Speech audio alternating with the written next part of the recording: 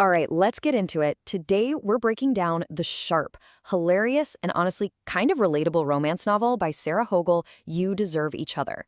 It's a fantastic story that kicks off right where most fairy tales end, and it asks some very different, very messy questions about what happily ever after really looks like. Yeah, that tagline, it pretty much says it all. This is not your typical love story. Think less romance, more a battlefield disguised as a wedding plan.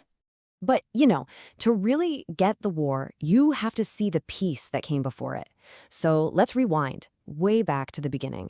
It's just the second date between our main character, Naomi, and the very handsome Nicholas Rose.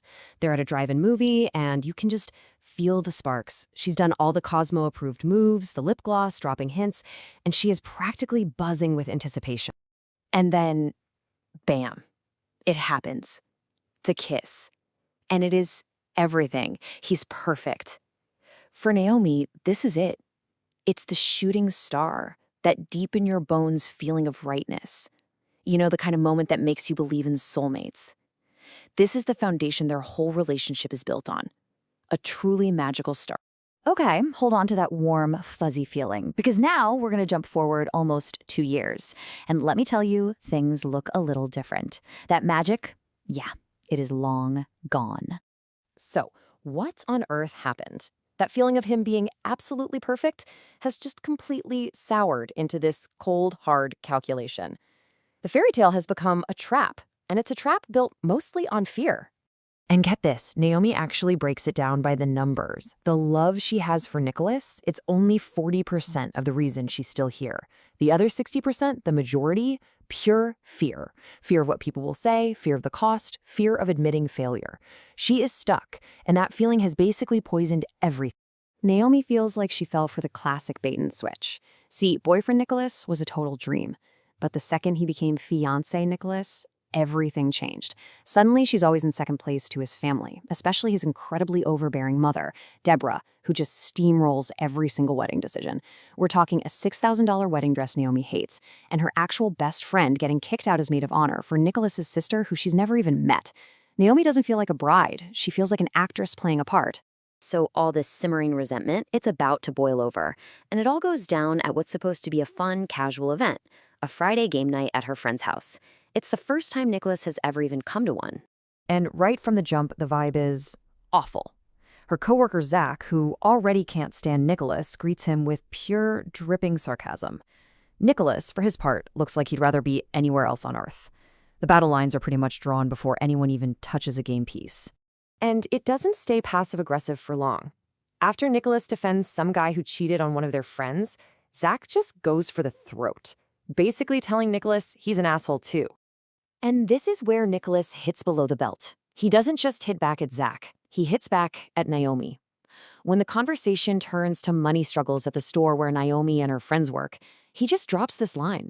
In one sentence, in front of everyone, he completely dismisses her career, her independence, and her friends. It's brutal. So what does Naomi do? Does she defend him? Nope. Instead, she uses the game of Clue as her weapon. She makes a big, formal accusation against his character, Professor Plum, calling him a pretentious asswit. It's so obvious what's happening. This is a proxy war. She's channeling all of her real anger at Nicholas into the game. After that complete train wreck of a night, one thing is crystal clear. These two are miserable together. They both clearly want out. So you have to wonder, why are they still hurtling towards this wedding?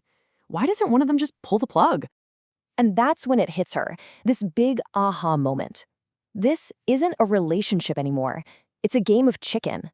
She realizes Nicholas has been trying to make her so miserable that she'll be the one to call everything off. That way he gets to be the poor, heartbroken guy, and she's the bad guy. And the stakes here? They are ridiculously high. We're talking joint bank accounts, a shared lease on their house, and get this? His mother has already threatened to send Naomi a bill for thousands in wedding deposits if she dares to back out. He wants to avoid his mom's nagging. She wants to avoid financial ruin. They are completely and totally stuck. And that realization that she's been a pawn in his game, it's a total game changer. Naomi decides that if Nicholas wants to play a game, fine. She's not going to be a victim anymore. She's going to fight back. So her counteroffensive starts immediately, and it's Kind of petty, but also brilliant. She gives herself a terrible haircut because she knows he hates bangs. She digs out an old hoodie from an ex. She puts on the most absurd, over-the-top makeup you can imagine. But really, these are just warning shots. Her first real strategic move is much bigger. She goes right to the source of the problem. She calls the one person Nicholas has been using as his main weapon, his mother. And for the very first time, Naomi stands up to Deborah, calmly telling her that some changes were made to her wedding without her consent. And this is where her plan is just chef's kiss. When Deborah asks what flowers she wants instead, Naomi has the perfect answer ready to go: magnolias. And why magnolias? Because that just so happens to be the name of her future father-in-law's infamous first wife, a woman Deborah absolutely cannot stand. It is a perfect, smiling declaration of war. So, the battle is officially on. Both of them are now actively trying to make the other person miserable enough to call the whole thing off. But that leaves you with this really fascinating question, right? In a war like this, a game of chicken, where the real goal is actually to lose, what does winning even look like?